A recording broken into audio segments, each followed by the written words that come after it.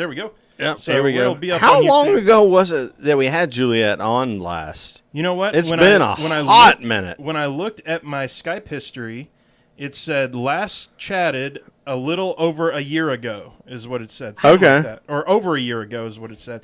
Let me see. I want to say it was like I don't October have or it. November of last year, which meant, what is that, like 60-something episodes maybe? Yeah, like Probably. the last year, right? Yeah. That's been a while. I know. Well, Entirely too long, clearly. We're talking on Twitter I on agree. a regular enough basis that I'm like, oh, yeah, Juliette again, all right. And then next thing you know, it's like blowing off the dust. We haven't seen each other forever. Are you kidding me? So let me get this tweeted out right quick. Juliette, did you see the, obviously I think you did. You saw the tweet where I tried to connect you and Ashley DeGilio. I did. Yeah, I didn't get a chance to really engage because I was out on the road. But now, who is she? Is she just a friend of yours? She's hilarious. She is the girlfriend of the guy that operates the handle the Orange Cone, which is very much a NASCAR sort of thing or a stock car sort of thing. But she's funny as hell. And Oh, cool. They are two peas in a pod. yeah, I mean, she's I just, love it. she's a hot mess. And I thought if y'all could And go you have thought of pizza me. together. Oh, thank you. There you go. Roger says, let's sip some tea and suck down some maple syrup. Well, I am in like Flynn with all I think that, what he means by plus- that is liquor and liquor. Yep. Mine will be Nothing wrong with cup that. will be filled. Let's see. Roger's on. Who else is on? Roger! Come say hey to us, everybody. Don't be shy. We got Juliette here. You know she's going to bring something awesome to the table. Juliette, I don't know how much Sherwin prefaced with you. We figured we won't even talk NASCAR. We're going to talk all kinds of just fun stuff, what you've been up to.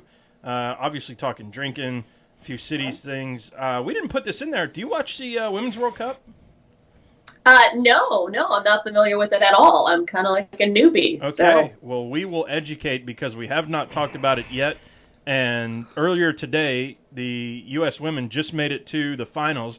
We beat Great Britain on, like, our 4th of July week. Like, holy crap, we did it again. Oh, yeah. So, we're both super duper excited. So I don't know if you get this same crap on your Facebook, the ad thing. There's a lot of stuff that gets tried to get sold on there, but there's a t-shirt company that's selling a shirt called it's like Happy Treason Day, and with like a big like British, like the British flag on there, and it's like thanks for hanging out or whatever, and it's like, okay, well that's funny. Yeah. That's pretty good. Looks like, Juliette, we might have lost your video there for a moment. Oh, it says poor connection, and it's trying to get on. Blah blah blah. What's going on? What's going on? What's going on? And now we are. Oh, we lost it all the way together. There's a poor network connection.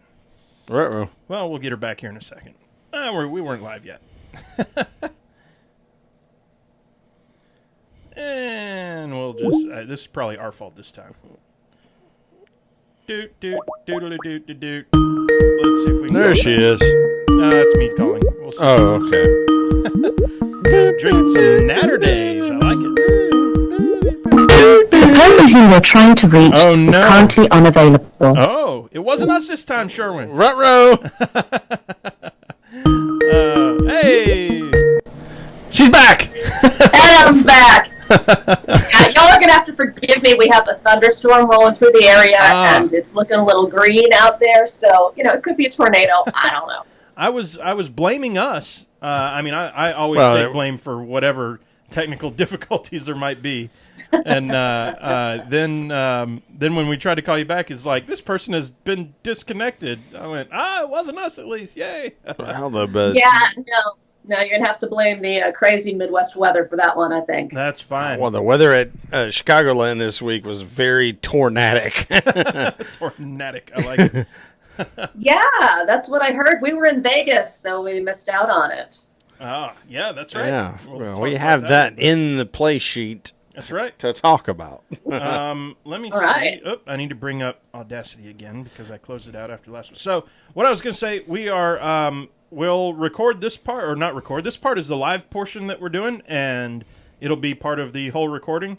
We recorded a portion with a retired NASCAR driver, Rick Mast, a little bit earlier today, and so we'll when we say bye to you, we'll probably do, I don't know, 20, 30 minutes, however long. We're not time boxing it necessarily, but just that's what we figure our topics will take, and then after that, we'll let you go, and then we'll play back that part, and hopefully it'll be nice and seamless for the audience, and Cool. and do it that way. So, so we don't have we're not going to go through our whole show sheet. We're just BSing and winging it as we do most of the time anyway. I love it. Yeah. So the only thing that'll happen is once we start, there might be about 90 seconds or so where we completely disappear from your audio and everything else. It's just the way I have this thing rigged up again. It's just like the video that I can't figure out.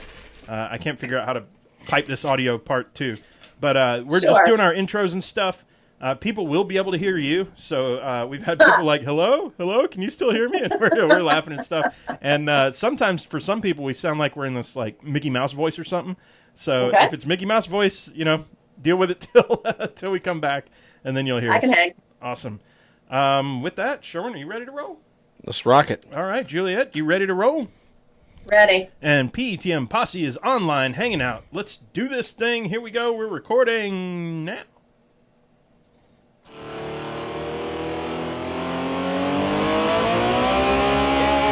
Sydney.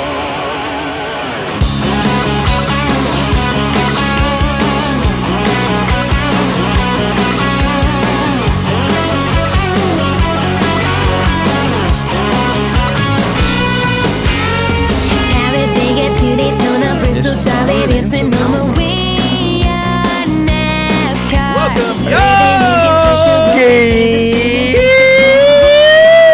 That's right. This is the Pre-Game Engineering Tailgate Mirror Racing Podcast, episode number 202. It's Tuesday, July 2nd, 2019. How about all those twos? 202, Tuesday, July 2, 2019. Yeah, it works out pretty good, don't it? I'm Tailgate Mayor Rusty Wallace. I'm in the PTM Podcast studio with Pre-Game Engineer Andrew Sherwin. What's up, dude? Man, this has been so much fun already. Obviously, we've already recorded some fun stuff. And we got Juliette back on the show. Juliette, you're like our poster child for awesomeness. That's right. Before we get to her, y'all know what the deal is. This podcast is sponsored by you. That's right. You go to patreon.com/PTM. Join the What You Drink Club for as little as $1 a month. That's it. Get that free koozie. We got some more going out here shortly. Best part is every cent, once again this year, we're donating to sponsored drivers. Join the PETM Posse today. Be a part of the support you love. This week's show brought to you by our official sponsors at the $5 and up per month level. I'm getting too excited. Here we go.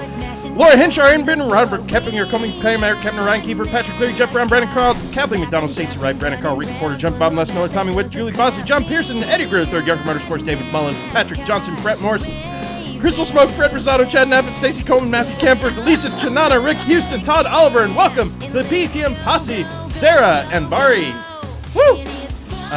Y'all heard me have to take the breath on that one.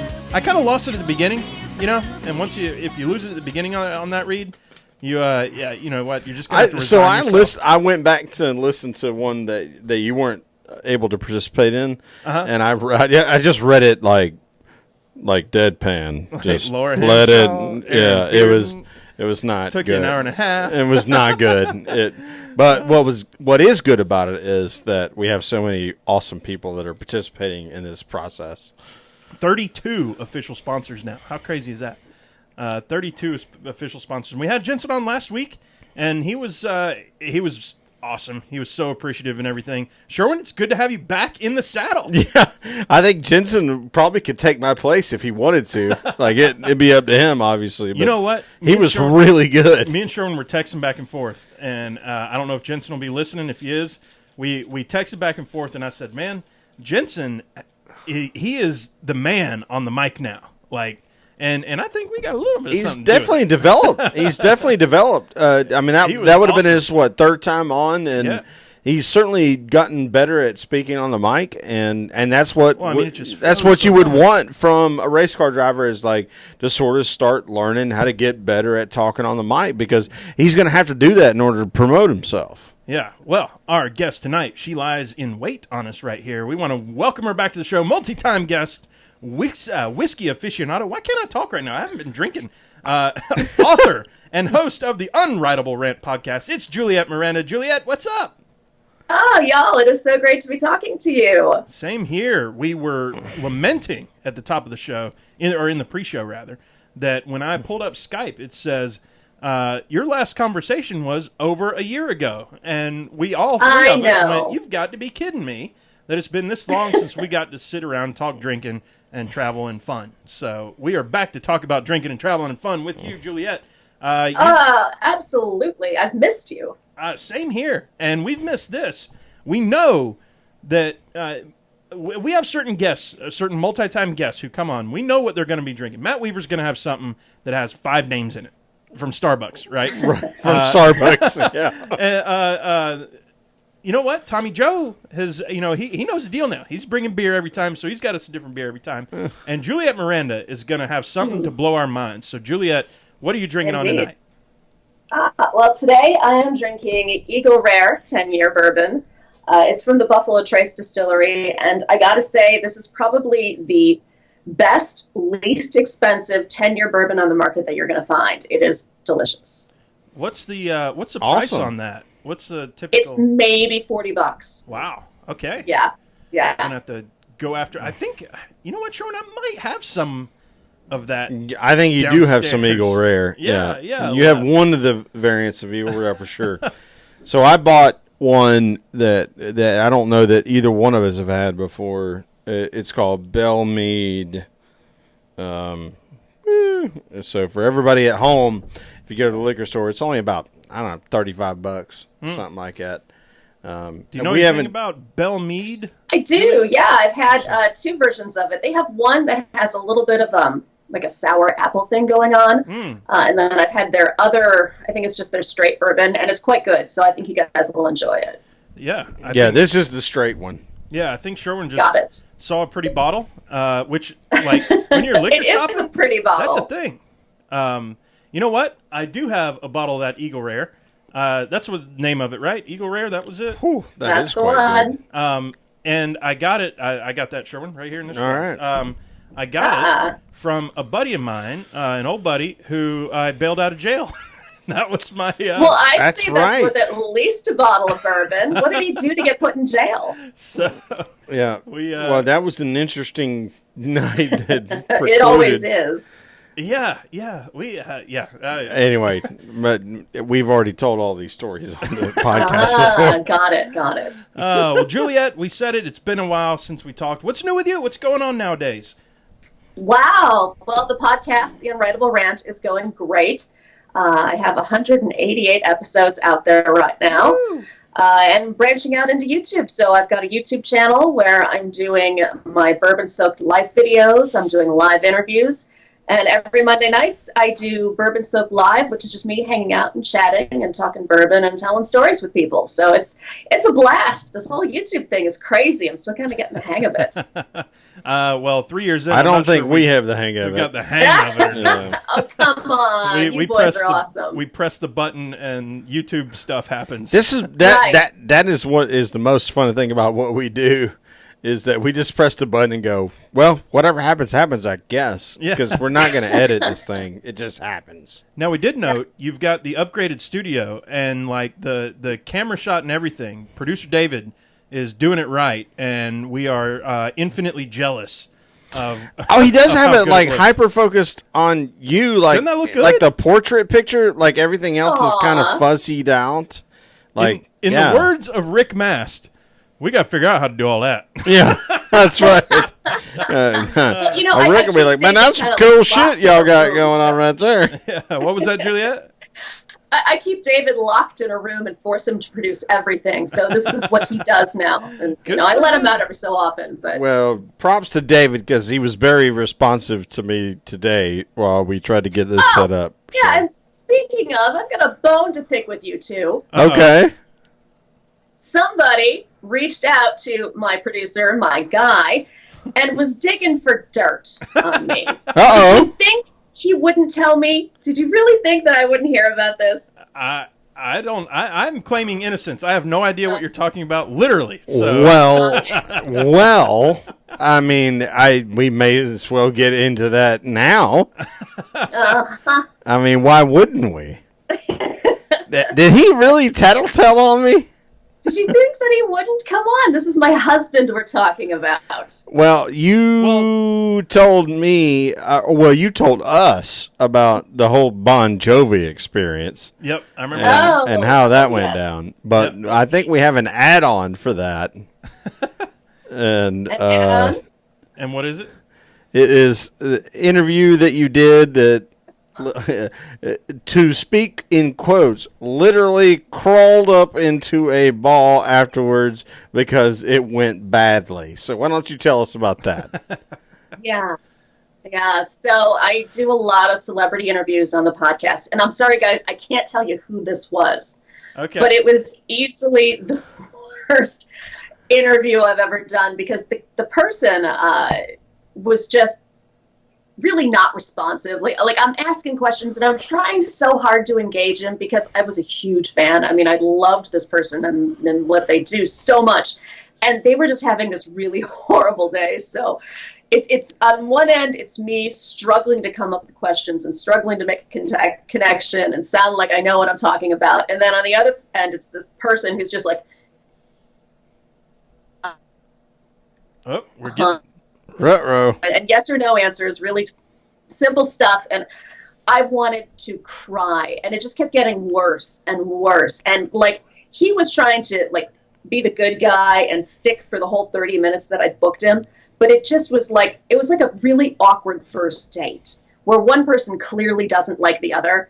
So I got off the phone and I just collapsed on the ground because I was a huge fan, and I just figured I'd blown this whole thing entirely. It was mortifying and horrible, and I hope I never have to go through that again because it sucked on every level. Now, in retrospect, since we're not naming names, so you can crap on them as much as you want then, whoever it was.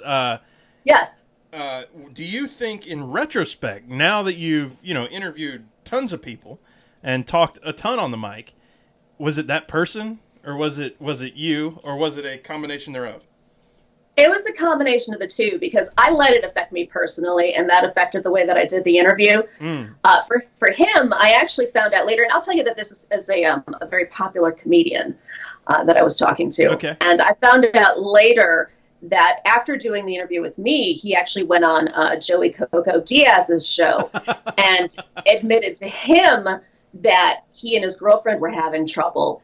And apparently that had influenced the interview that he did with me, I'm guessing, because he just wasn't in a good space. So, he was in a bad place, and I just didn't handle it well at all. I felt like a total amateur. Well, you go on Joey's podcast. Joey Coco. Yeah, you go on Joey's podcast, you're going to get in some sort of headspace. Blue cheese or off your mother. He's so funny. Joey's hard. So cool. We want an intern / sidekick like Joey does. He just hazes him. Yeah, with Lee Syed. Yeah. The Christ Killer. So that's like Joey Diaz's language, y'all. Take it easy. Yes. Yeah. That's what we need is an intern Sherwin that we can just set right there. And we're just going to feed him shots. I mean, what are we paying? Like $10 an hour and get him wasted? Yeah. And just have him say stuff. All right, what do you think about that? I was just telling David the other day that we need to get an intern here. Somebody who can fan me when I'm on camera, because with all these friggin' lights he's got set up, I'm sweating like I stole something. It's crazy. Sweating like I stole something. I love it. We've had multiple good analogies. Y'all hear another one coming up. I think you're from the South, Miranda, because that is a very Southern kind of thing to say. I have spent a whole lot of time in the South. And actually, speaking of, I'm going to be down in Nashville next weekend. Or actually, this coming weekend. No, you're not. I am. I will be in Nashville, and we're also going to be in Louisville The folks at Evan Williams Distillery invited us down to do a whole tour and private tasting and, kind of dig into their wells and archives and see what they got in there. So it's going to be very cool. My goodness. Well, as much you know what? As much Jim Beam as me and Sherwin have bought, they ought to owe us. They owe us something. Private tour of something. I've been to the Jim Beam Distillery. It's beautiful. I mean, we're talking really expansive grounds. It's stunning and just really cool to visit. I keep trying to find the golden ticket in the bottom of these bottles somewhere. Yeah, no kidding. It's not I think there. you drank it. Right. Well, that's very possible. Juliette, you recently were on a trip to Vegas. Tell us about it. Yeah, just last weekend, my guy and I went out to Vegas and met up with some friends there. And I got to tell you, we did the coolest thing ever. One of our friends actually does a podcast called Faces and Aces, and it's all about Las Vegas. We met up with him out there, and he took us to this place off strip, kind of in the downtown area, called Container Park. It's sort of a locals place, and it's like a restaurant and brewery and club, all made out of shipping containers, like those big, shipping containers that you see on ships and stuff. And in one of them was a little bar called Oak and Ivy, and they specialized in whiskey, which was so cool. Just a really laid-back kind of place, and there was live music. Just a cool getaway from all the, lights and ridiculousness of the Strip. That sounds awesome, and that's like kind of the new thing now. Like, actually, I've seen TV shows with houses made out of shipping containers nowadays. Yeah, I know. I don't know if I could live in one. I mean, it seems like it'd be really hard to, just feel like an actual person and not, a feel. Not like luggage or something. Well, you would have to whack some holes in it for some windows and whatnot. Sure. I mean, they slam like 6 of them together, but it's cheap. Cheaper than plasma. House, yeah, hell, you plasma put 3 or 4 of those things together, you could have a pretty cool little deal there. Right. Little bachelor pad. I mean, I've seen some of that, like not with containers, but with trailers. Like, there's one. Sure. You know what? There's one, and it's so out like of single place. wides.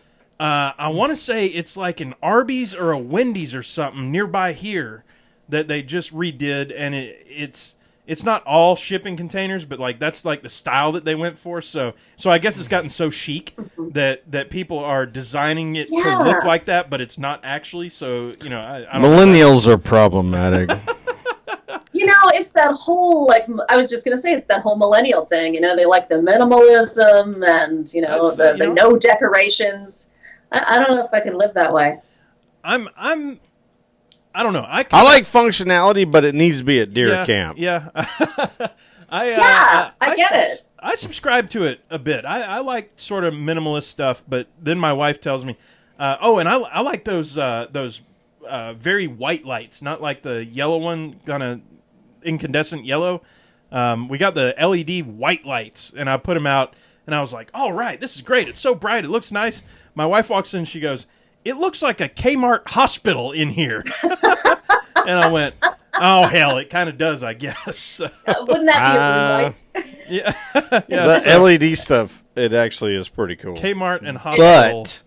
But so let's see, Vegas. What else in Vegas? Did you do any of the regular Vegas stuff? Old Vegas. Ooh, would you go to Old Vegas? We did both. So we did old Vegas, Yep. and we went to this casino called the El Cortez.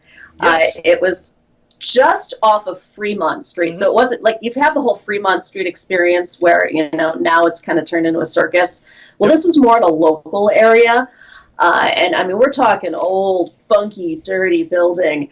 Half the lights are burned out, and we went in there and gambled for an hour or so. And it was cool to experience, but also really sketchy because the second you started winning, like you notice people hovering around you now, kind of looking to see where you stash your winnings and how much you have. It was, it was a little unnerving, but still just a blast to see old Vegas like that. That's awesome. I think that is awesome. We just lost her. Oh, did we? Did you lose me? Am I back? Okay, there she is. What was that? Am I back?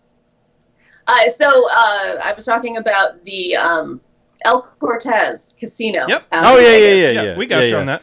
We got There you you about go. 3 sentences in, and then you disappeared. I think we got the whole thing, actually. But Yeah, because you said you're gambling people looking at the looking at your stacks and stuff. Yes, And yes. Watch your wallet. That is my biggest tip. It was just cool in there. It was funky and dirty, and I had a blast. Those are the ones like with the 8-foot ceilings and everybody's smoking too, right? Oh, I know. Yeah, everybody was. And we went to another bar. It was crazy.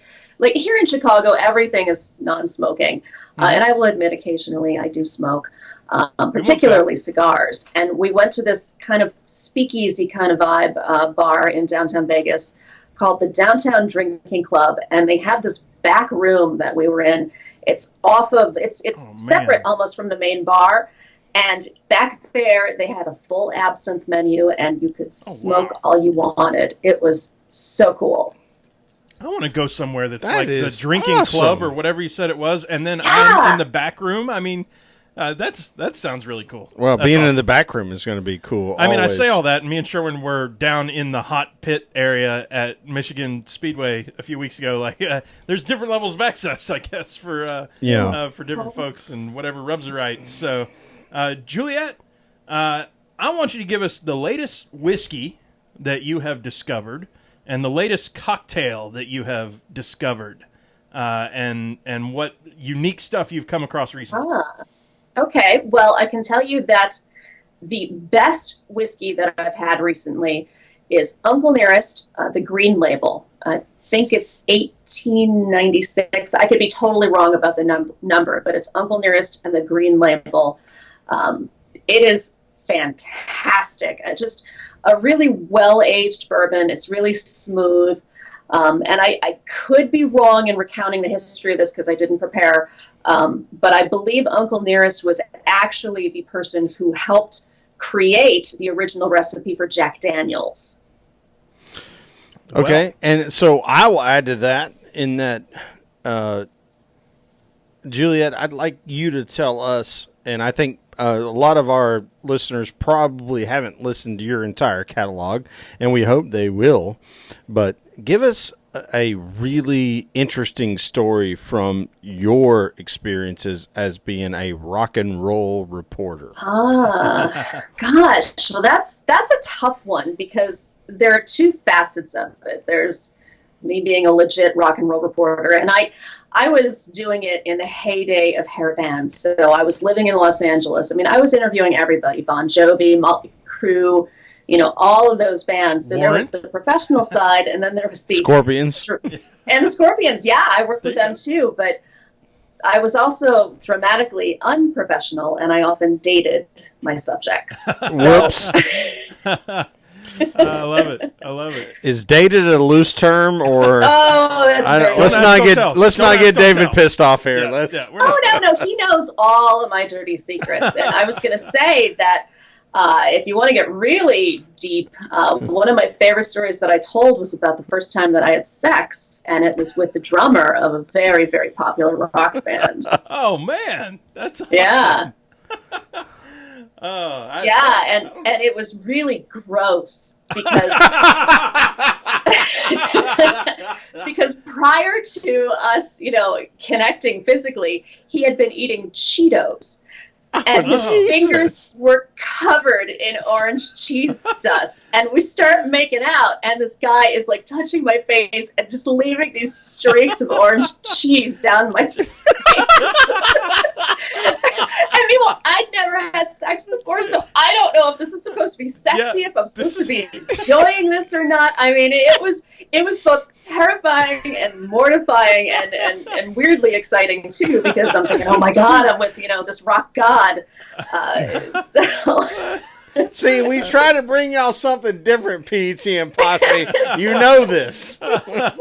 Is this what this is like? Is this how this works? Cheetos and all my face. I mean, it tastes good, but I don't think that's how they're supposed to feel. It was horrible. It was just like having, and then like we'd be kissing, and his mouth would just be coated in that like sticky orangeness. Gross. Yeah. Oh man. So I got to say, sex with celebrities is not all it's cracked up to be. Well, that's not shocking at all, actually. That's a good point. And I knew I was baiting the hook there, so it's okay. Juliette, we, NASCAR, just this last week, went to Chicago. And so we were wondering, what are some off-script things that folks should be doing the next time that they're in Chicago that, might not be in the playbooks, might not be in the whatever you call it, standard the tour guide. the Chamber of Commerce doesn't have this listed. The Forbes thingy. Let's stay out of the Forbes. What do you think? And I think we're seriously considering Chicago for a race next year. Just based on, we've had 2 great races in a row at Chicago, and so it's eyes are wide open to there. So let us know. Well, I think my absolute hands down favorite place to go in downtown Chicago is a bar called Untitled. And again, this is a speakeasy themed bar, and you would never know it's there. It's kind of in the River North area, and it's located right next to a drugstore. And to get in, the front door is unmarked, and you actually have to go underground to get into the main area of the bar.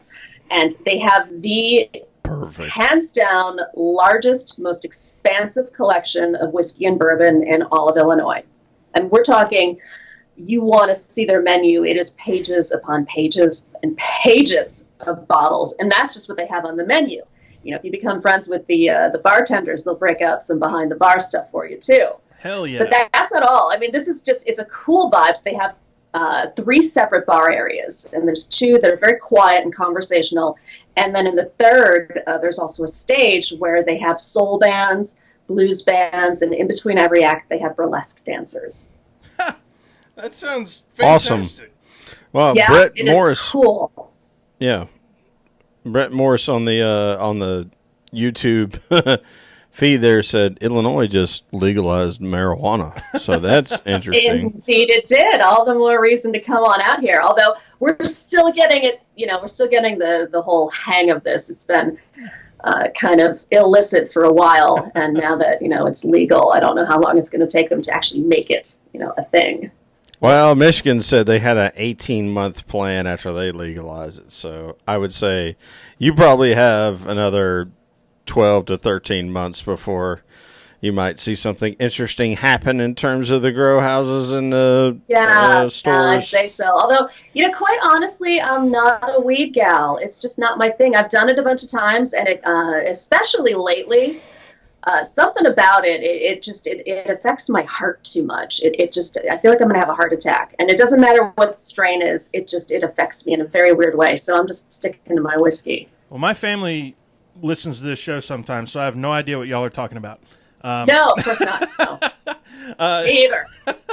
Sherwin, something me and you near and dear to our hearts. The World Cup is going on right now in soccer. If you don't like soccer, just stick with us for a minute, or make it 1.5 speed, or if you just really hate it, hit that skip forward 10-second button a few times. But dude, earlier today, the women's World Cup team beat Great Britain, beat England on July 4th week.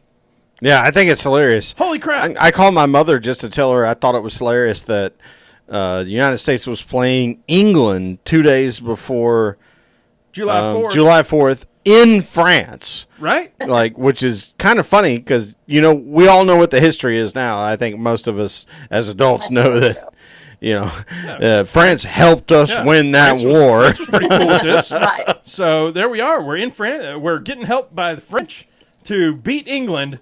So many hundreds of years later, and it was awesome. And now we're in the finals, y'all. Sunday, 11 a.m. Eastern time. It's going to be nuts. Oh, it's going to be on like Kong. Yeah. We're going to be watching that game, and then we're going to watch NASCAR. At Daytona. Here's the crazy thing. I'm pretty sure I need to get to the bar by 9 a.m. Juliette, when's the last time you got to the bar at 9 a.m.? Not like leaving the bar at 9 a.m., but got to the bar at 9 a.m. Sunday. I knew that was going to happen. She's a badass, dude. I'm not kidding. It was Sunday morning. We went to the bar. I think it was actually 8:30 a.m. I love it. Boom. Okay, well, Yeah. it has been a little while longer. Move, man. Get out the way. Look who you're talking to. Come on, guys. Give me a break. You know what? This is why we wanted to have you on. I disrespected by assuming otherwise. thank you. Well, so let's close out with this one, Juliette. What's your July 4th plans? What you got going on this weekend? Well, so on the actual 4th of July, we're me and my guy are just going to be hanging home, grilling, cooking, doing driveway drinking. Yes. But then on Friday, we hop in the car and we're driving to Nashville for a couple of days. That's right. Yeah. Listen to you. I gotta fly to Chicago, and I gotta drag Rusty with me, obviously. You and we gotta do some driveway drinking. So, we gotta do some driveway drinking. My favorite driveway drinking that we've done was up in Michigan when our buddy got married, and he was off doing he got married stuff. We were in our early to mid 20s, and so we took the big heart that was on the back of the car that he drove back to their house. The just married thing. We flipped it over, and on the other side we wrote "You honk, we drink," and pasted it on his mailbox. And he lived on kind of a main road, and we sat next to the mailbox, and people would come by and honk, and I mean, we just raised all kinds of hell every honk we got, and drank, and had a blast driveway drinking. So we've been doing this nonsense for 20 years now. I highly recommend the "You honk, we drink" sign, and if you can make it out of something that's repurposed from some other thing, that's redneck ingenuity right there. Wow, I've got a crumpled cardboard cutout of Kermit the Frog in the garage. Would that suffice? That's what I'm talking about. That's the one. Or That's what Rusty's talking about. You can make him like a speech bubble that's coming out of his mouth. You honk, we drink, ribbit, ribbit, whatever. I know what we're doing for 4th of July now. I love it. There it is. See, we're solving problems here on the PTM podcast. You are good. Juliette, I can't believe that it's been this long since we talked, and I can't believe it's already been half an hour. And we're going to have to let you go and get on with the NASCAR part of the show here. But it is always so much fun to talk with you. And I can't wait to the next time where we have a bit more time on the next one. Oh, well, guys, thank you so much for having me on. I've had so much fun talking to you. It's been a blast. Thanks so much for being so supportive of us. I've seen all of the retweets that you produce, and we certainly, couldn't thank you enough for doing that, because we love being in this space, and we love support from people like you.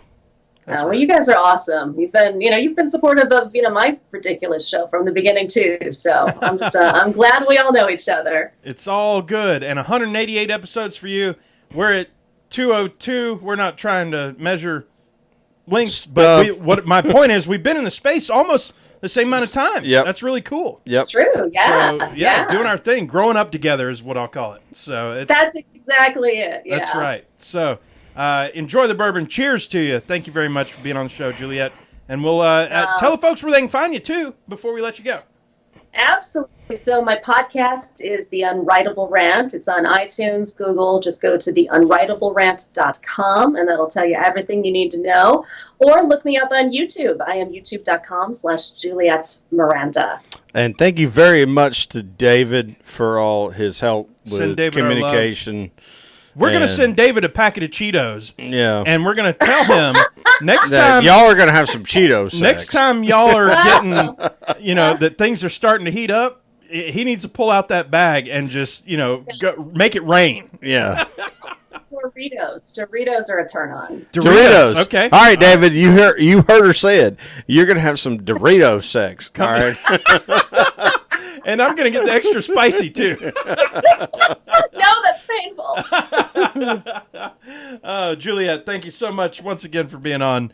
And we will talk to you sooner than we talked to you this time. Right. Cheers, guys. Cheers. See you later. Thank you, Juliette. Y'all. Thanks, David. Appreciate it, bud. Juliette Miranda. So much fun.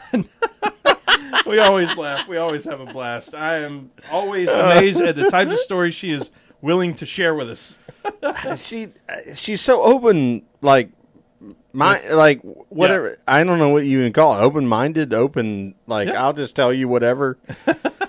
This is what you get with PTM Podcast, y'all. Who knows what's going to happen next time? We like to bring you something different, and we brought you something different. And we're about to bring y'all. Stay on, because this I haven't laughed as hard as I just laughed in an episode in a long time, and I haven't laughed as hard as what's about to come up because we recorded this segment. Right. So our previous guest, the one we recorded before y'all even knew we were going live, it's so good. Y'all. It's gonna be good, y'all. So let's go ahead and do it. Sherwin, here he is. Well, I think here's me and you from the past. We gotta like to do the. Here we go. That's right, everybody. We want to welcome back to the show. You know him and love him. Friend of the PTM Posse, retired NASCAR driver, on Twitter at RickMast22. It's our bud Rick Mast. Rick, what's happening? Hey guys, what's going on? Oh man, we're just sitting back. It's still daylight outside. Usually we start this thing a little later, but we've got a whole ordeal this time. So it's actually still light outside for us. That's kind of new. Drinking during the day is a little, I don't know about all that. Which time zone you guys in? You're in Georgia, right? Oh yeah, yeah. We're the same as you. Okay. Yep. The first time we went to Nashville a couple of weeks ago for CMA Fest. I remember the first time I went there for a sportsman or bush race in the 80s. We were driving. I'd never been to Nashville before. And we were driving with the tow rig, and we were driving, and and we turned around and we drove some more. And we kept driving. I remember thinking, where in the hell? How far is Nashville away? And all of a sudden we're in a different time zone. I had no idea it was so far away. But anyhow, just a little side tidbit for you. But you at least gained an hour going that way. You weren't late for something suddenly. That's nice. No. Until you come back next week. Well, they tell us it's like a minus 15-minute flight from Atlanta to Nashville. Yeah. Hey, let me tell you a story, guys. On this deal, we had a motel room reserved somewhere. I don't know where it was, somewhere in Nashville. And this was like 80, maybe 1 or 2 or 3. I don't know which year it was. But I had a double cab dually pickup with an open trailer. Had my crew guys. We pulled in the motel right where you pull in like to get out, to go in and check in. And it's no joke. It was hotter than 40 hells, and had the air conditioner on. We stopped, and it's no joke. We stopped, and when I cut the motor off, I looked, and somebody was right against my door on the outside, peering in. And I looked on the other side, and there was one over there on the passenger side. We pulled up and stopped, dude. 2 hookers hit our truck before we could get out of the door. I'm thinking, goodness gracious, where in the world are we? I didn't realize at first what was going on, and then as I got talking, I was like, oh, this is the hooker deal y'all have always heard about. Right? How much? And then Jack Ingram, he came in maybe 5 or 10 minutes behind us. Same girls hit him. So he had. I'm like, good Lord of mercy. But anyhow, that was my first remembrance of. That's absolutely hilarious. I'm either at the wrong motel or the right motel. Right. I'm not sure if I did this right or wrong. It was pretty ridiculous, I can tell you. Oh, Rick, what are you drinking on tonight? Let me look. Orange Crush, baby. Orange Crush. All right. Oh, man. All right. Orange Crush. That's Orange Crush. I think that's what Jensen was saying last week, that orange cream Coca-Cola tasted like. Oh yeah. Oh, you know what? We got on that stuff during the ACC tournament, basketball tournament. Uh-huh. If you remember, they started running ads during that tournament. Of course, you know us, me and Ricky, and all of us. We're Wahoo fans, man, and we watched all of that. And then through and I think it went on NCAA's, and that's when they came out with that deal, and they were advertising the heck out of it. So we, to celebrate our championship, we went and bought a 12-pack of them. Well, congrats to you and the Virginia Cavaliers, because that's a hell of an accomplishment. Yes, it was. It was cool. 40 years of heartbreak, man, made up in one time. Well deserved. Rick, I picked out a tweet that you had sent out the other day, and I thought it was great. No, this isn't disparaging. I love it. It's okay. You said Richard Petty taught me the trick of how to autograph a loose shirt. Dale Sr. taught me the trick of how to get photographed in the bright sunlight, and Darrell Waltrip taught me the trick of how to keep my seatbelts tight. Sometimes it's all about the little things, folks, and I really like that. But I was really curious. How do you autograph a loose shirt? Honest to God, Rick King taught me this real early in my career. I almost have to show it to you, but you use both elbows. You take both your elbows, and you hold the bottom of the shirt. Okay. Against the table or whatever it is. Yep. You take since I'm left-handed, you take your right hand and grab the top of the shirt and stretch it. Okay. All right. to make the spot where you're going to sign it. If you're right-handed, you'd actually use your left hand to make that tight spot. But the key is to hold it with the bottom elbows and then pull it taut with your hand that you're not writing with, and that gives you a base to do that. Pretty cool trick, man. Pretty cool trick. So do you sign on the left boob or the right boob? Depends on which one they throw out, I guess. That only happened to me one time, and that was at Sears Point. Sears Point. Oh, awesome. Rick, what are you doing July 4th weekend? Any big plans? We're actually headed. We're headed somewhere. Let's see. I got family. Let's see. Ricky's in Atlanta. Part of my girls are in. We're going to Emerald Isle. I'm just trying to think where everybody is. And one of my girls, Charlottesville. I got to pick up one girl tomorrow, and we're headed to Emerald Isle. Everybody's getting together, with the exception of Ricky. Oh. Well, when you have twins, it's easy to kind of misremember which one you got to pick up where. True. Yeah, I know. And another note, I think Ricky's with woman nowadays, guys. Whoa! I think he's with woman. We're seeing it on social media. He's got some woman seems to be sparking. So that's pretty cool. I guess we'll hear about it eventually. Breaking news on the P10 All right, podcast. we're gonna have to give him some hell. You heard it here first from the kin already. I love it. Now, so if he's posting pictures up, but he hadn't brought her around to Daddy yet, has he? Not yet. I guess that'll come some. Well, bringing around Mama is really the thing. Well, there's that. I think what he tries to do, if past performances are an indication, I think he tries to get in like Flint with them before they're introduced to me. You know what I mean? I think he tries to get a solid foundation put down first. I don't know why, but I'm a good guy, man. A lot of fun. That's right. Well, I mean, but Mom is the one that really, gives you the thumbs up on whether or not you've made it a good decision on a woman. That's right. Oh, yeah, that's true. That's true. Well, let's do this. Let's start talking some NASCAR and talk about the weekend. We're going to break it down with the report card here, y'all. First period, what can we say? Rain delayed Chicago with Mr. Bowman winning that race. Rick, what was your thoughts on the race? Because from this end, as a go fan, ahead. I'm sorry. As a fan, I can't say enough about it, and I'll try to say enough about it here in a minute. I flipped the couch.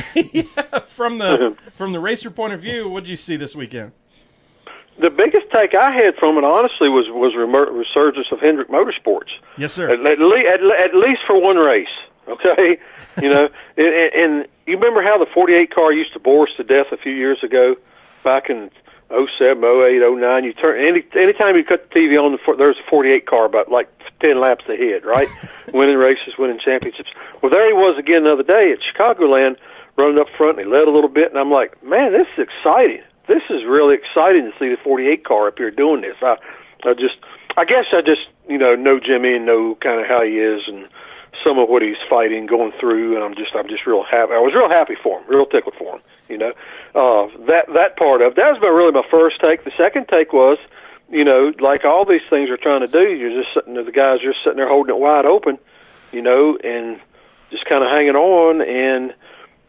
Finally, I mean, not finally, but it seemed like it's one of those tracks where this package worked. Mm-hmm. Some of the tracks this year, that package just flat has failed. I mean, you just got to admit it ain't working, but this is one of the tracks it worked at, so that was good to see.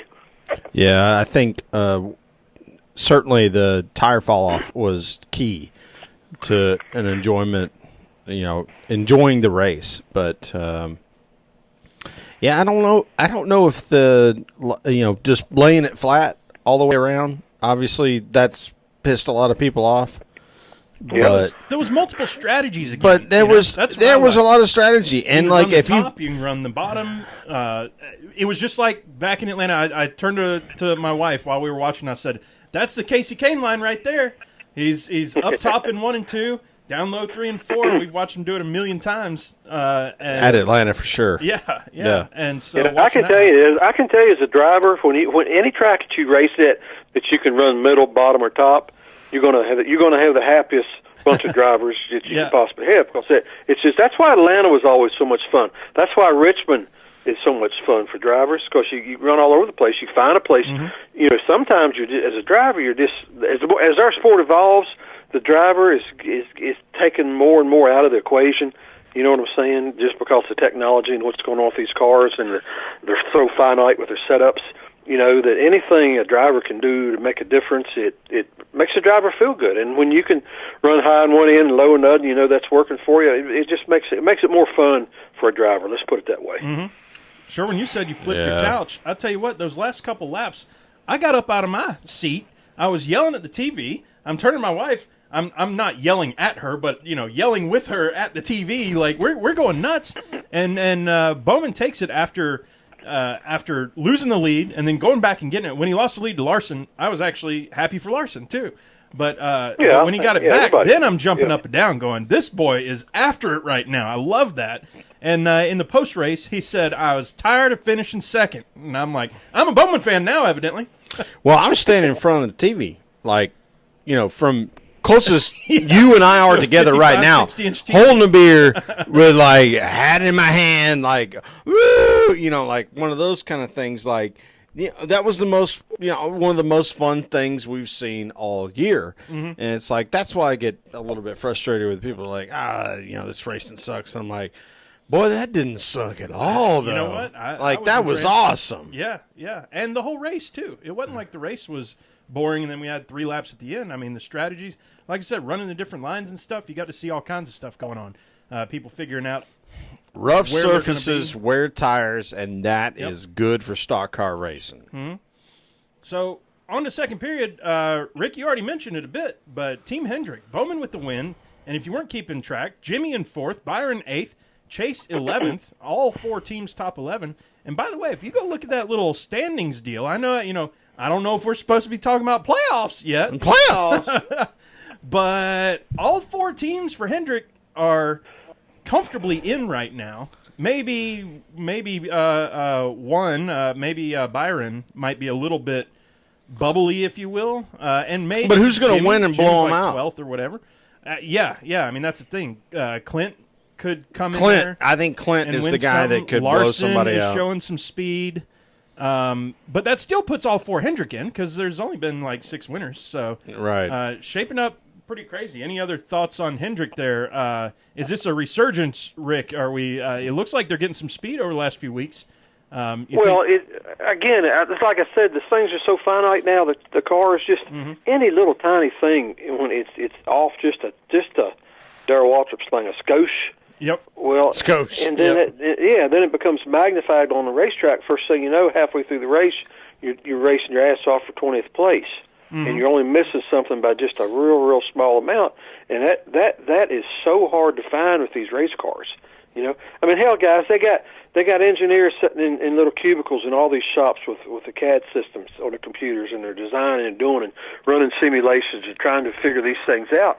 You know, and a lot of it's design, and every now and then, you throw something against the wall with these guys, and it works. That part hadn't changed. But, you know, like with Hendrick, you know, everybody's fussing about Jimmy and all, and I've told everybody it's not a Jimmy Johnson problem. I'm telling you, it's a Hendrick problem. It's not a Jimmy Johnson problem. It's a Hendrick Motorsports problem.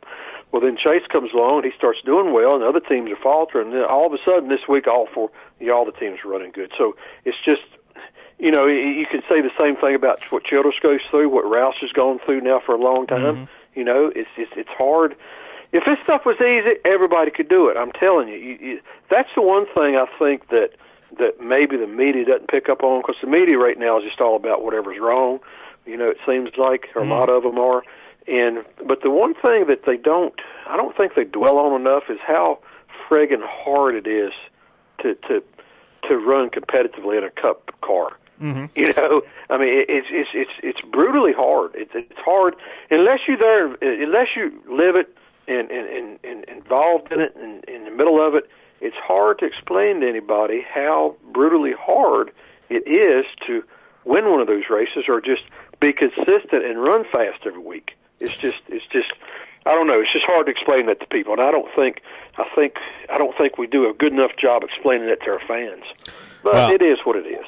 Yeah, no, you're exactly right. It is what it is. But I think one of the biggest examples of that is the fact that Penske is killing it, and SHR is out to lunch, and they're supposedly running the same cars. Mm-hmm. Yeah. Well, you know, it's just all. you go visit all those shops and see what goes on behind the scenes, and it's pretty amazing. Now, I tell you, I was out when I got out of the car in '02, and hadn't been around any shops for a few years, and then I got involved. I guess around 2012 or so, I got involved with a little project with Richard Childerson. I spent a week or so at his facility, and I was totally blown away what had transformed, what had happened in our sport in a decade. Yeah. What had gone on. And I visited all the manufacturers over the years. Ford, Chevrolet, Pontiac, Buick, all those guys. I was in Detroit a lot visiting those places. I'm telling you right now, those manufacturers they've got nothing on these race shops. As far as engineering and capabilities, it's pretty mind-boggling when you see what's going on behind the scenes nowadays. Yeah, well, I think Rusty's going to get mad at me for diverging this much, but from your perspective, Rick, I think one of the big behind-the-scenes discussion is how are we going to get what our current engine platform is to something that is more representative of what the modern engines are, and maybe encouraging new manufacturers to come join our party here in NASCAR. From your perspective, how challenging would it be to get to a modern engine, which I think today would be a 5.0 liter displacement with a dual overhead cam and maybe even potentially a supercharger? What's your perspective on that? You know what? Really, honestly, guys, what it boils down to is what the fan sees. I mean, if not for the media telling us about all the different packages and the tweaks with the aero and stuff every week, fans wouldn't know a bit of difference when they were out watching that car go around if it's got a 3-inch spoiler or a 10-inch spoiler. Okay, they don't know if it's got a V6 motor or a V8 or a diesel in it. The fans sitting in the stands, what they see is what they see. They see the end result of all the stuff that goes into it. So I don't get all tuned or torqued out of shape on what goes into the cars as far as making things happen with the end result. Now, the problem is, and it's always been the same thing. You got a bunch of guys, you got a bunch of rednecks with a pocket full of money and a CNC machine and an engineer at his disposal. You're going to be searching. You're going to always be searching for something that's better or a little bit different. And NASCAR's had to combat that over the years, and it's gotten to the point now where it's just, it's the tightest the rules have ever been. In other words, you can't get away, the guys just can't get away with anything. So, then it goes to the argument, well, we've got that, all we've got is an old IROC series, And I don't know, at this point where it's going to end up. I do know this, they're in discussions. Does Honda make a V8 engine? Yes, sir, they do. Only for racing. Okay. Only for racing. Yeah. I think a lot of that, what you're asking, I think a lot of that's going to be answered with the new car. When does that new car debut? 2021? They said 2021, but I think it's going to be 2022. Okay, So I think a lot of what you're really getting at. I think the answers are going to come out when that new car is debuted. If I've seen a couple prototypes or concepts of that car, you might say, and I'm going to tell you, it's a wild difference. I mean, it really, what it does, reminds me of video game cars.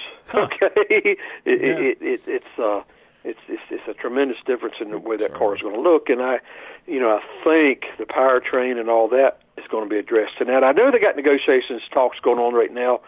I know 2 manufacturers are talking to, and that's why I asked if Honda had a V8. So yeah, it's Nissan and it's Honda. I'm sorry. No, sorry, I cut you off, Rick. It's Nissan and Honda. I think we're going to see a body change in 2021. I don't think we're going to see that motor platform change until 2022. Okay. Well, that sounds good. I mean, whatever you got to do to get more manufacturers in here, that's going to be good. There's no question that's good. Back in the day when we had all the different manufacturers, heck, I drove for Oldsmobile. Well, heck, I might as well, with Oldsmobile, and we were competing against Chevrolet, I might as well have had a Ford. You know what I mean? Even though it was all in the General Motors umbrella. And it was the same way in the Busch Series when I was with Buick. I mean, we were battling Chevrolets as much as anything, just because of the manufacturer pride. And those guys, I'm telling you, the manufacturers are very prideful about their racing in NASCAR. They always have been. you know, and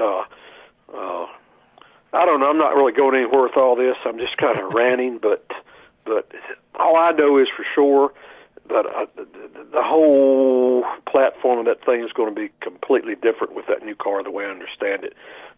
So even the wheels. I mean, I've seen a couple concepts of wheels that they're talking about using. I mean, it's just going to be a completely different beast.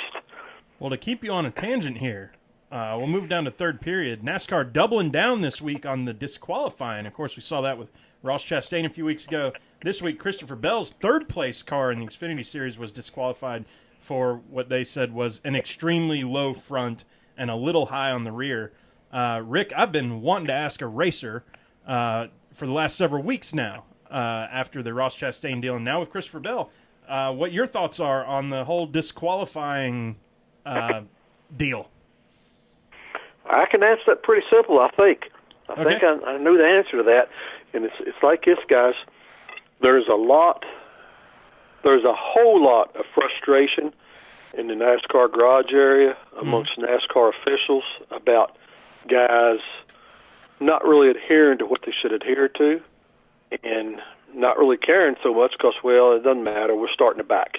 You know, you catch us, we're starting to back or whatever.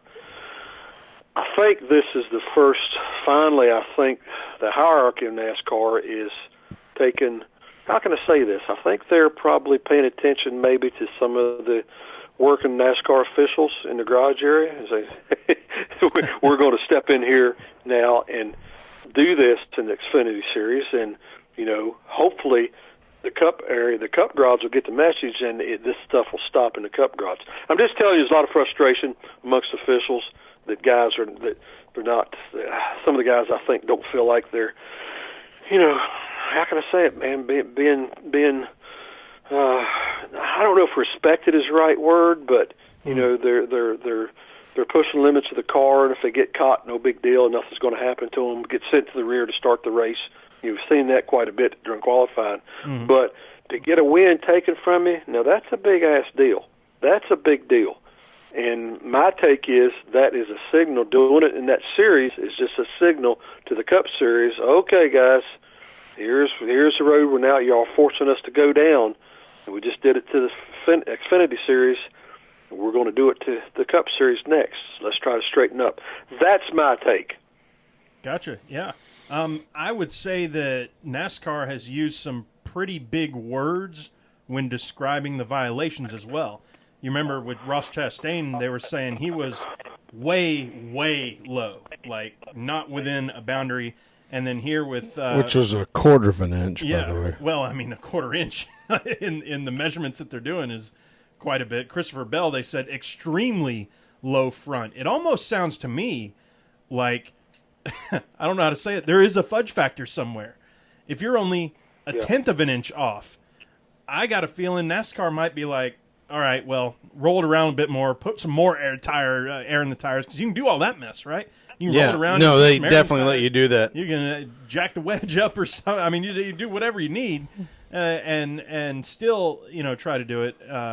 So it sounds like they're hedging themselves a little bit by saying these were egregious violations that we, you know, had to take action against. Whereas maybe they're giving themselves an out internally with, well, if it's just a small violation, maybe we're, I don't know, not letting it slide, but maybe letting them work on it a little more. I'll say in finger quotes.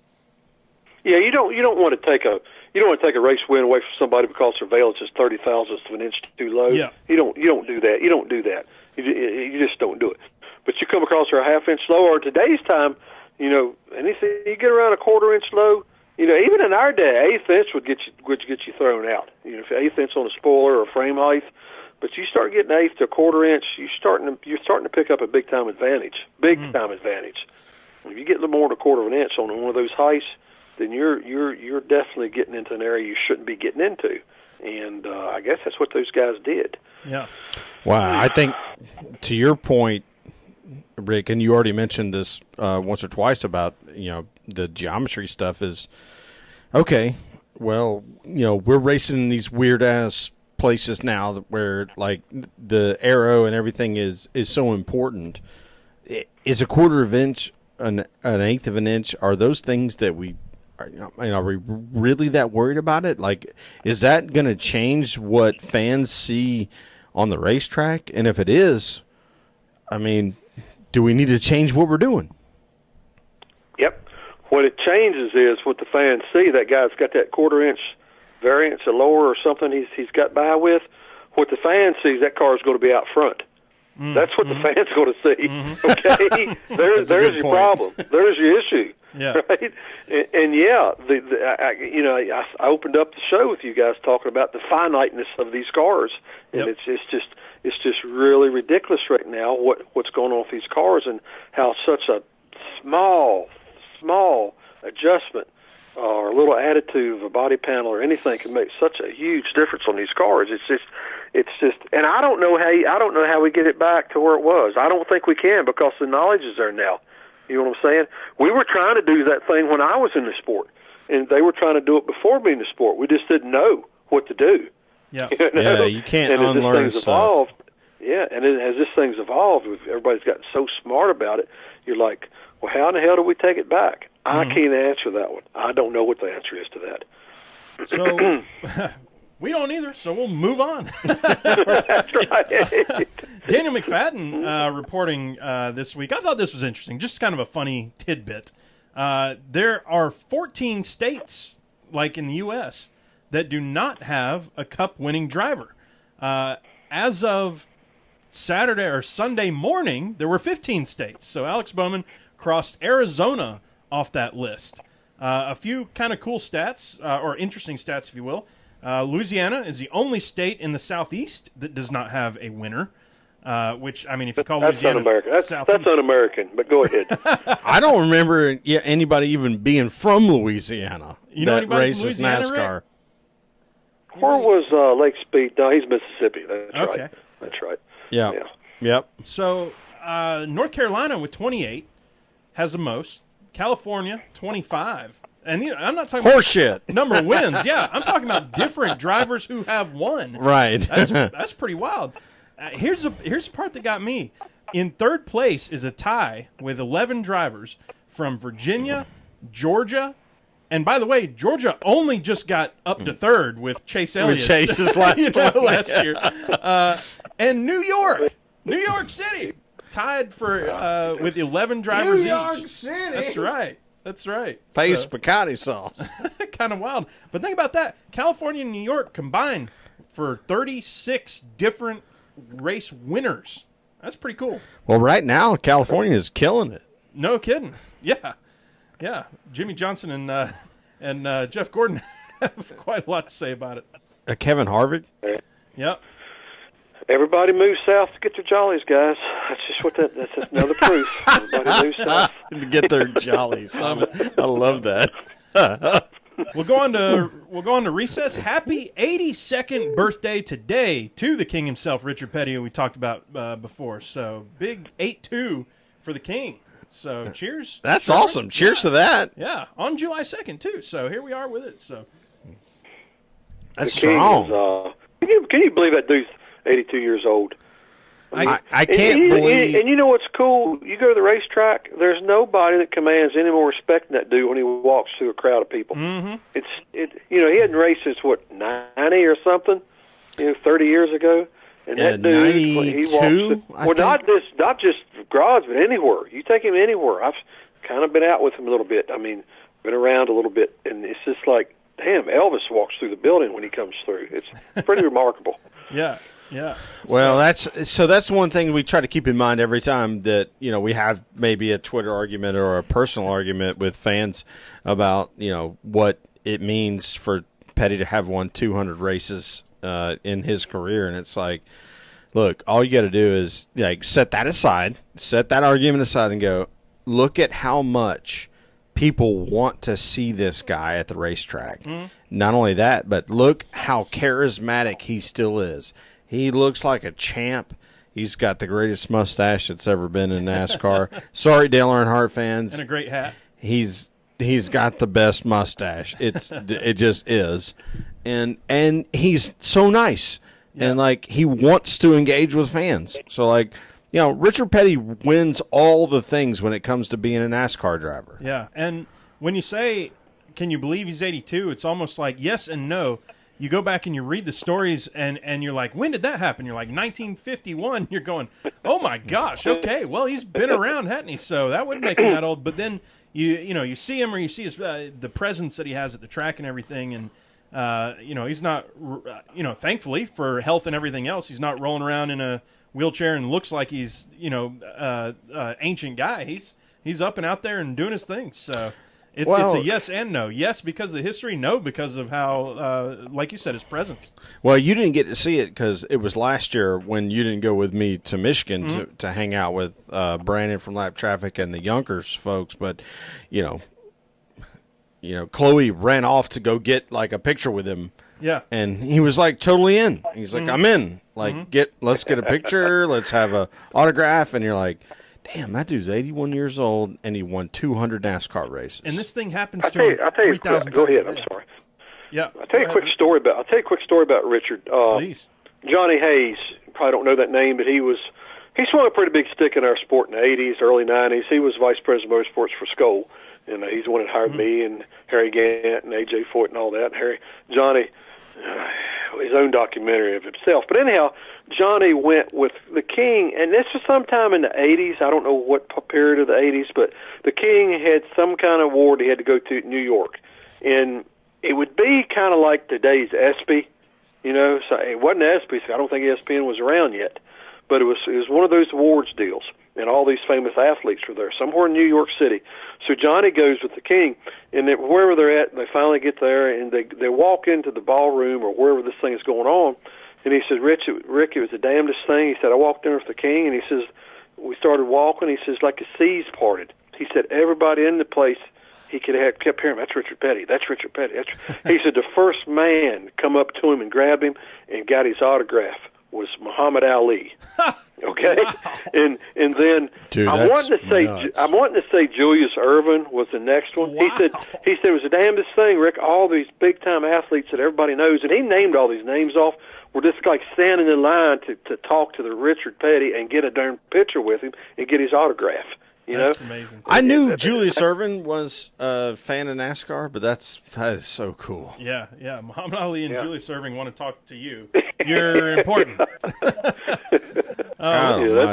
Let's go ahead. By the way, Rick, if you can connect us with Harry Gant, we'd love to hear about that. That's right. Let's go ahead and gas it up. Going to Daytona. Woo! Yeah, I mean, we all know what the deal is there. We won't spend too much time on it and just see what happens. See how make the some dice picks. roll out. Let's see. Well, first off, there's 50, 50, and 60 laps in the stages. Up 10 laps in the first two stages they just announced. Yep. So we've got that. I think that's. I mean, it's fine. How many cautions will Ricky Stenhouse cause this year? They're saying it's to prevent fuel mileage races and whatnot. I have to do this, though. Fun facts for Daytona. Well, I'll call them the MOATF friends. Fun facts about Daytona. A couple little ones. Mathis Day. She's the one who Daytona Beach is named after. She built the first hotel there in 1874. So, war's over. Get down south. A couple years later, boom, make it happen. They have wagon parking then? Possibly. Had to have. They probably had a horse tie off. Here's the crazy thing. Races started on the beach in 1902. We had just invented cars. And pretty much. First thing we do with them is race them. I love that. Well, we built this car thing. Well, I bet I can go faster than you can. Oh, horse shit. Well, that's that Edsel Ford quote where he's like, yeah, so the first time we had a car race was when the second car was built. I love it. They have a place called Ponce Inlet. It has the tallest lighthouse in Florida at 175 feet. And finally, Daytona International Speedway has 17 elevators and 40 escalators. That's the most of any U.S. stadium. So there you go. It might be the most in the world. I don't know if they're counting everybody, but there's our fun fact. Well, they had a big rebuild over the last 2 years. Yeah, they did do that. So let's see. Rick, what's the craziest thing you've raced? Model Ts anywhere? Do what now? What's the craziest thing I've raced? What's the craziest thing you've raced? We were vehicle-wise. Yeah, vehicle-wise.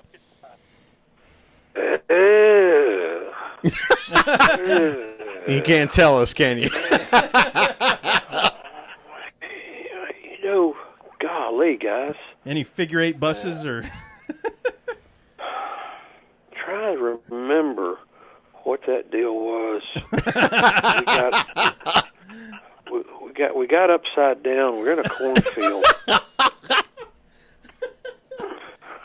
I'm not really sure exactly what the thing. I know it had a motor and 4 wheels on it. I don't. You know, the journey is better than the destination on this. Right, one. exactly right. I had a motor for we were upside down. I don't even know. I tell you what.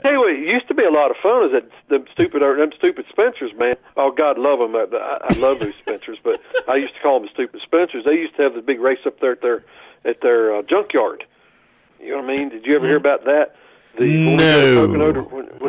When Jimmy got the cup racing, his dad and his brothers and his wife and uncles and sisters and all, they had that big junkyard. His dad did, and we'd go up there to race. Which they would get 7 or 8 or 10 of those junk cars running, and we'd all run over there from Pocono and race these things out there in the little field there behind the deal. And finally, it was a lot of fun until finally.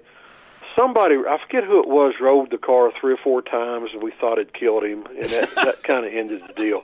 But that used to be a friggin' blast, man. It used to be a blast. It'd be 8, 9, or 10 of us would go up there, you know, and we just race the hell out of those cars, beat each other to death, just beat and bang and crash, and it was a lot of fun. Oh, man, that sounds good. I don't believe the media reported on it. A lot of stuff went on. Used to go on the media didn't report on. Right. Maybe just some of the stuff would go on again. The media would kind of get straightened out and report the good stuff again. There we go. If you don't do good, it was a lot of cool stuff used to go on like that. Well, with that, let's go ahead and do some picks for Daytona. Here's Junior to get us going. There he goes. And with that, time to make some picks. So last week, Jensen picked Kyle Larson, who finished second, obviously. We've Pretty close. Sherwin, you picked Byron, who finished 8th, and I picked Truex in 9th. We had a pretty good little decent deal for us there. So we'll let our friend Rick Mast kick us off with the picks today for Daytona. Rick, who you got? Guys, let me tell you something. That's always the dumbest damn thing. I've never understood that, especially in today's age, because you cannot. I remember when I was a little boy, I remember my dad saying, worst thing you ever bet on is a race board. Don't ever bet on a race board. Why is that, Dad? I'll bet on Richard Petty. He said, because he could blow a tire and lose a race. But anyhow, the way things are right now, how in the hell can you possibly, you say, okay, probably Stenhouse is going to wreck. Yeah. Probably Denny and one of his teammates are going to get mad at each other, right? You know that. But other than that, what? I mean, who picked Alex Bowman this week? By God, right? You know what? I love the sentiment. From? The reason that we do it is so that we can have something to talk about. So the next week, if we got it right, we can feel like we were really smart and say, "Look, I thought of this thing that nobody else thought of." But in reality, it's just coin flips. All right, for this emotional part, because I'm buddies with his daddy, I'm gonna go with Chase Elliott. Chase, I like the pick because he has already proven himself at the super speedways this year. That's true. So let's see, Sherwin, you beat me by 1 spot. So you get to go. Yeah. Who's good at Daytona? You know what? Against our Earnhardt. There you go. I'll go with Denny. Oh my God! Yeah, you distracted me with that. I'll go with Denny. I'm so upset. I'm kidding. I mean, he's so good at the plate or whatever we're calling this stuff that we're racing. Whatever we're calling it, yeah. Tapered spacer. So on that note, I will go with Brad Keselowski. That was going to be my other thought too. So I'll bite the bullet and him no sucky much take Denny. Plate racing. Yeah. All right. With that, Rick, we've had an absolute blast, and I probably should have picked Jeffrey Earnhardt just for a goof, though. But it's okay. Yeah. Sorry, Rick. Dude, it's Daytona, and it's today's age of these cars. It would not surprise me. Well, yeah, no, bullshit. It would surprise me. Oh, man. Let's let him out on that. I love it. Yeah, that was a great closer. Good closer. Rick, tell the folks where they can find you. What's coming up next? Whoop, did we lose you? No, I'm here. Tell the folks where they can find you and what's coming up next for you. Me, going to be at Emerald Isle the rest of the week. We're going to be at, let's see, we're going to be in Atlanta, actually, in a couple of weeks, watching a few ball games. And I'm going to tell you guys, we went to that CMA Fest. I was there for a week. And honest to God, it was a $500,000 of the happiest friggin' people I have ever seen in my life. I mean, everybody's drinking beer. I mean, there's a 500,000 drunk. Well, they weren't drunks, but 500,000 people. I never saw any fights. I never saw anybody getting mad. Scantily clad women, music playing. That's Anywhere fun. you wanted to go, you hear people playing music. It was the craziest thing. I just, it kind of reminded me a little bit of a cleaned-up Brickyard 400 the first time we went up there. We had, 300,000 or 400,000 people, and everybody's real happy and going on. Yeah. But, man, dude, this was a week of that crap up there. I'm like, how in the world? But just a happy place. Awesome. In fact, Well, we'll the have to girls- come down there the girls and meet have you. They're girl, I don't like to do country music, but the girls have introduced me to it. And that week down there, I found myself ever since then listening to new country music and trying to get into it, trying to dig it. So Love it. I don't know. Well, I don't Rick, know. thank you for joining us on a short notice and on a nice balmy night. So we really appreciate you hanging out with us and having some fun. Don't hang up yet. Okay, guys. All right. Thank you. Thanks. Y'all, that's it. There it is. Rick Mast. How cool was he? Oh, and I just noticed the episode is wrong on the YouTube feed. I'm just going to fix it right now. It's July. Yep, and Juliette Miranda. Juliette Miranda hanging out. Dude, that's so much fun. How much fun was tonight? It's been like an hour and 15, a little longer than our normal one, but if you've stuck around this long, that's so cool. Yeah, certainly. We appreciate you sticking around. Absolutely. Yeah. So I don't even know what to say. don't know what to say. Well, let's say this, Sherwin. We're going to close it down at this point.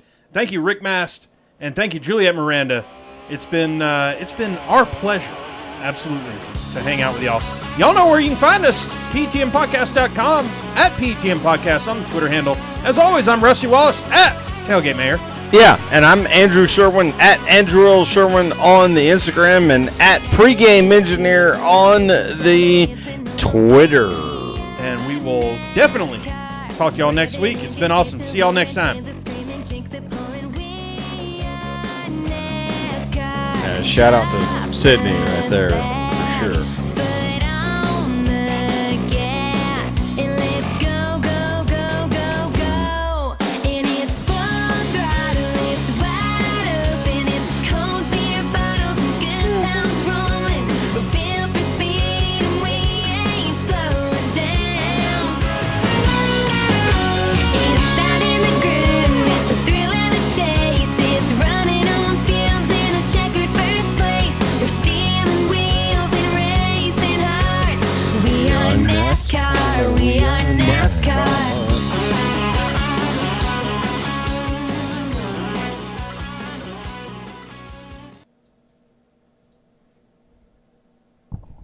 Ladies and gentlemen, on the YouTube, if you've stuck around this long, I know y'all are out there, Freddie, Roger, etc. Y'all know y'all here. Y'all are the best.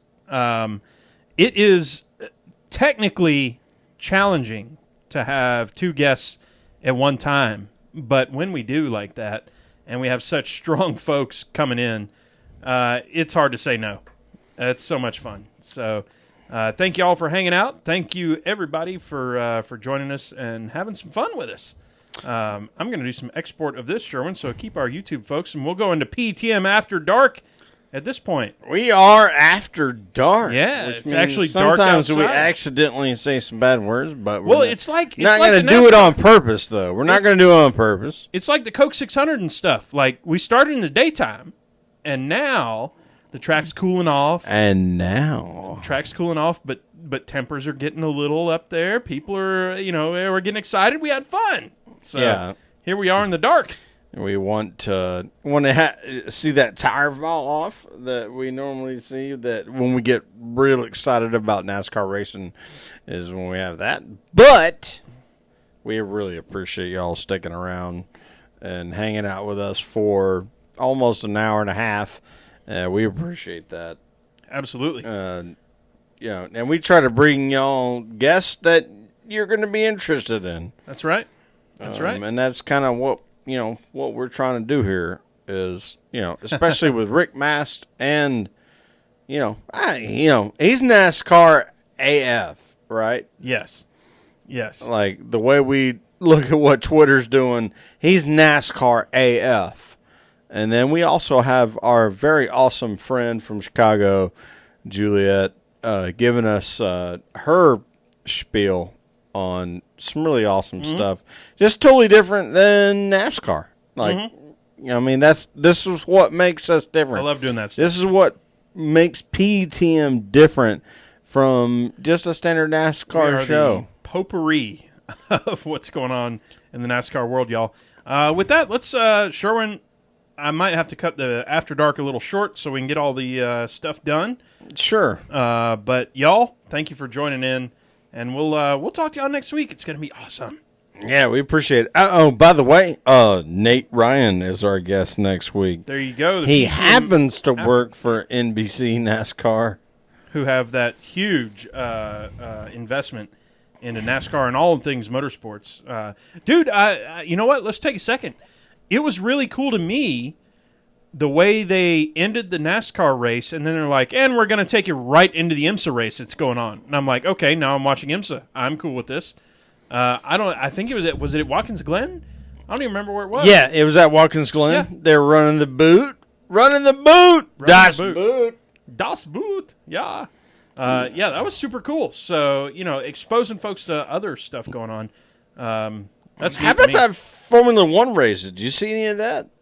No, I did not. It was one of the first races, I think, in the entire season, or the last 3 seasons, if you will, where we actually had a pass for the lead, like a late green flag in the race. Oh, we had a God. green flag pass for the lead late in the race. I bet they lost their freaking minds. Everybody lost their mind. It was awesome. Good stuff. That's like, finding a 4-leaf clover or something. Yeah, pretty much. But and kudos to them. I give them all kinds of for hell. Giving. Yeah, no, you and I are both very hypercritical of them over the years because, you qualify on the pole, you win the race. Well, we didn't see that. That's not what we saw. What we saw was some race car drivers doing race car driver stuff. Yeah, super cool. So, all right, y'all. With that, we will we'll close it down. Thank you for joining. We'll talk to y'all soon. Woo-woo. Peace.